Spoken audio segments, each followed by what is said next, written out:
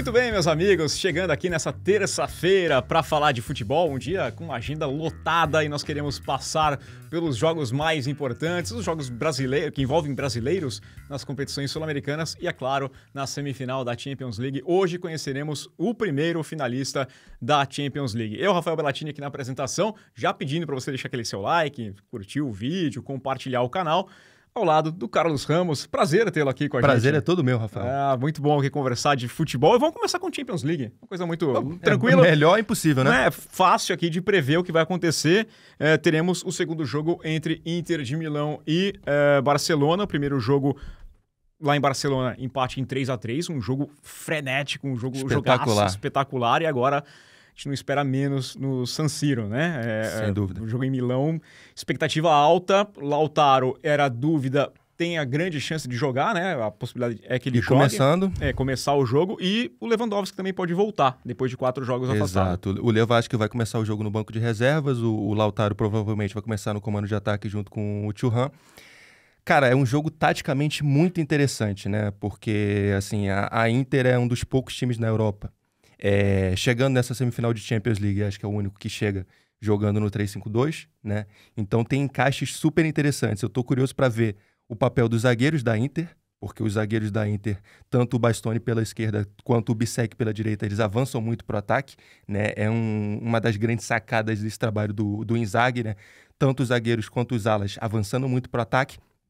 Curioso para ver como é que eles vão fazer isso hoje no San Siro, porque tem Yamal, né? E Yamal na ponta, eu não sei como é que vai ficar o Di Marco. Eu acho que o Di Marco deve dar uma segurada um pouco maior para ficar mais atento ao Yamal.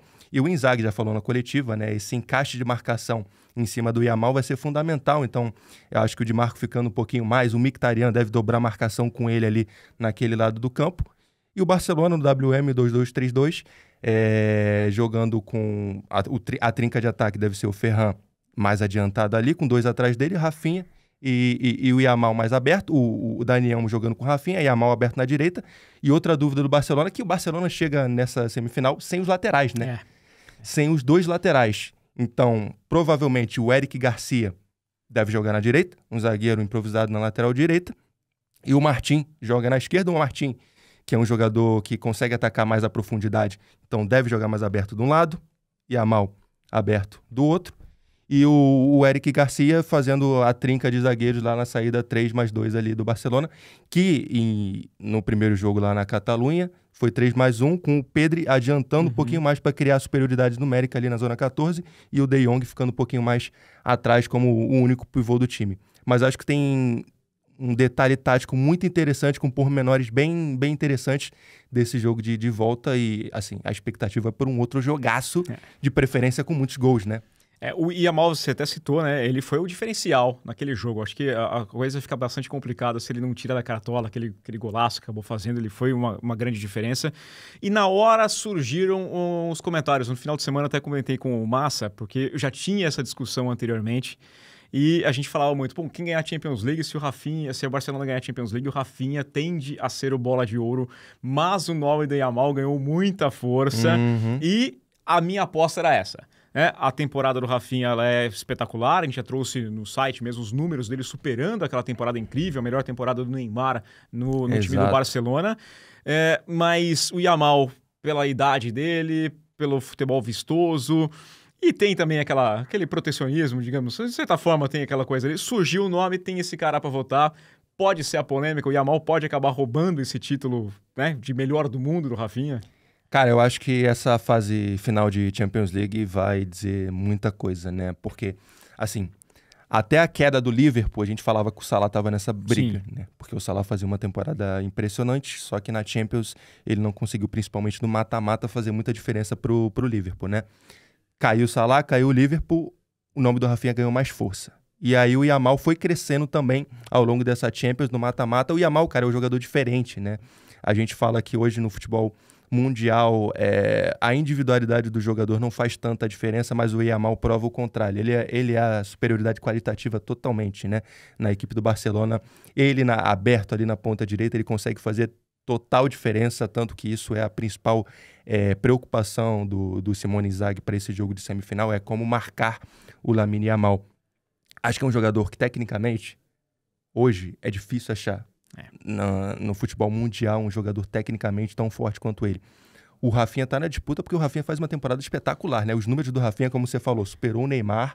Nesse século, nenhum brasileiro conseguiu, né, números tão bons em participações diretas em gols, né, quanto os do Rafinha. Tá fazendo uma temporada impressionante, decisivo em grandes jogos também, né? O Rafinha tem sido decisivo em grandes jogos, é um jogador protagonista dessa equipe. Mas o Yamal tem a questão de tirar o coelho da cartola. É o cara diferente, né? E conseguir uma jogada ali quando o jogo tá apertado ali. A Inter marca numa linha de 5, né? 5-3-2 na marcação. E às vezes consegue fechar muito bem ali o funil, né? Consegue fechar muito bem a área. Então precisa desse cara para desequilibrar. Ele pode ser o ponto-chave. O Rafinha define as jogadas muito bem, ele se adaptou aí, a gente falou aí do WM3223, o Rafinha atrás junto com o Dani Olmo atrás do atacante, ele se adaptou muito bem a essa função, tanto que o Dorival Júnior na seleção, acho que uma das melhores partidas que ele fez, ele colocou o Rafinha ali atrás do atacante, um pouco pela direita, muda um pouco do Barcelona, ele joga um pouquinho mais pela esquerda, o Olmo pela direita. Na seleção brasileira, ele jogou um pouquinho mais para a direita, com o Savinho dando amplitude na ponta direita, né? Mas ele se adaptou muito bem a essa função e eu acho que ele faz uma temporada fenomenal. Acredito que essa reta final de Liga dos Campeões vai definir, e tem aquilo também, né? O jogo de futebol de seleções. Eu acho que fez falta no melhor do mundo do Rodri, né? No Ballon d'Or. E pode fazer falta também com o Yamal e o Rafinha. Apesar de que não teremos uma grande competição de seleções agora, então... Enfim. É mais o time mesmo, né? Mais a questão do clube. Até a questão dos números, né? Eu quero saber a opinião de todo mundo, eu quero que deixe embaixo o comentário quem que você entende que seria o melhor jogador do mundo, mas é engraçado porque os números, eles valem em alguns momentos, que os números do Rafinha são melhores, aí quando favorece um cara, mas que você prefere o outro ali, não, o número não é tão importante, esse número aqui a gente tem que ver mais o contexto do jogo, então, né? Não vai dar valsa, e o que eu acho é que muito do concurso, principalmente da FIFA, né? É um concurso de popularidade, o prêmio de melhor do mundo, e a votação acontece pelos nomes que se lembrem. O nome do Yamal é um nome que está sendo muito, muito, muito comentado, então é mais fácil atingir outros mercados que vão votar, né? E acaba colocando o nome dos caras lá, né? Exatamente. E, assim, no final das contas, os prêmios individuais são subjetivos, né? Então, isso aí vai de quem conhece os jogadores. Às vezes a gente vê a votação dos jogadores, às vezes a votação dos jogadores é mais por amizade e por conhecimento do outro do que qualquer outra coisa, qualquer critério técnico, né? Os capitães das seleções, por exemplo, né? Então... O pessoal que me conhece já sabe a minha opinião, mas eu quero registrar aqui no Gol, a primeira vez que eu vou falar, eu odeio prêmio individual para esporte coletivo. Né? Esporte coletivo é esporte coletivo. Todo mundo junto, né? Você ganha, você joga bem, joga mal, dependendo de onde o coletivo faz muita diferença. Vamos falar aqui do coletivo, vamos falar dos jogos das competições sul-americanas, começando pela Libertadores, os jogos envolvendo os brasileiros, teremos Carabobo e Botafogo, né? Todos, a tabela que você confere no gol.com.br. Carabobo e Botafogo que é o terceiro no grupo A. Venceu o Carabobo no Newton Santos, mas foi ali, né? Foi difícil, na base aquele gol do Patrick de Paula já no final de falta, né? E agora o jogo é na Venezuela e é um jogo importante porque o Botafogo está em terceiro com 3 pontos, só tem essa vitória. O Carabobo é o lanterna com 1 ponto. Universidade de Chile é o líder com 7, Estudiantes com 6, isso lá no Grupo A. Jogo importantíssimo pro Botafogo, né? É aquele jogo que o Botafogo, se não vence hoje, cara, é tchau e benção, eu acho, na minha opinião. O Botafogo, na temporada passada na Libertadores, que ele foi campeão, ele também teve um início complicado, né? E também teve a mesma questão de treinador novo, o Arthur Jorge chegou ali também, eu acho que depois da terceira rodada da Libertadores também, e iniciou o trabalho dele ali com certa dificuldade, mas depois o time engrenou, encaixou, né?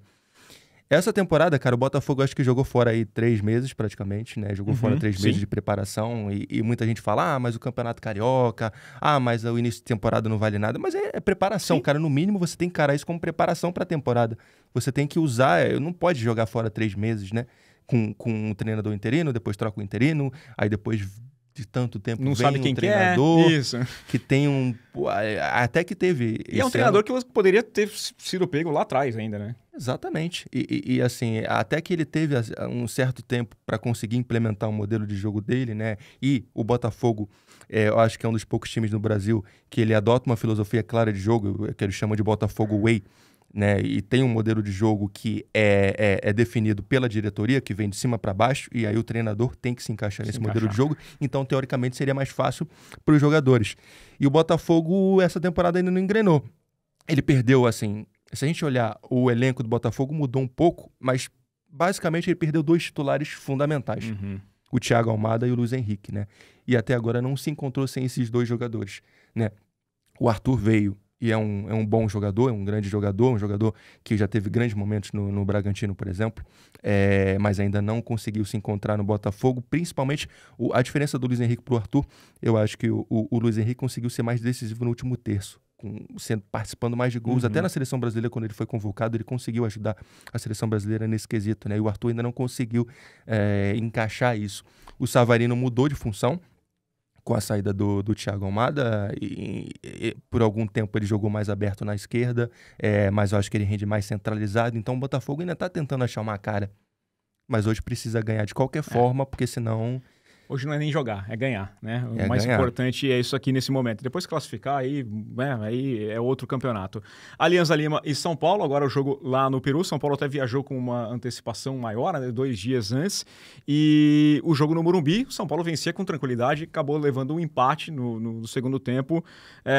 O São Paulo com muitos empates, né? Vamos ser sinceros, aqui o Zubeldia tem que se explicar, porque tá tomando empatite ali, né? Eu ia falar do empatite, eu ia te perguntar qual que seria o tema pro Zubeldia. Mas o São Paulo realmente vive uma instabilidade. O Zubeldia vive em muitos momentos na corda bamba ali, né? Muita gente começa a perder uns jogos. O Zubeldia tá na hora de sair, mas aí depois ele recupera, o time consegue uma sequência e fica ali. O São Paulo tem um bom elenco, cara. O São Paulo tem um bom time.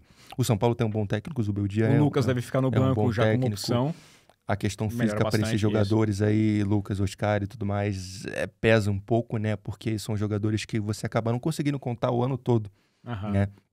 E muito tempo fora, né? Desde da semifinal do Campeonato Paulista, os 2 fora ali.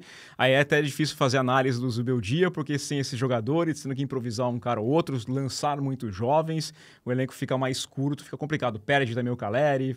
Exatamente, o Pablo Maia, cara, que voltou de lesão e se machucou de novo, então o São Paulo sofreu muito com lesões, né?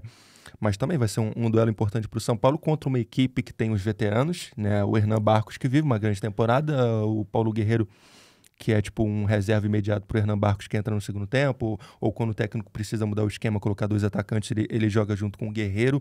Mas é uma equipe que vem realizando uma grande temporada, uma equipe que na pré-Libertadores eliminou o Boca Juniors, né?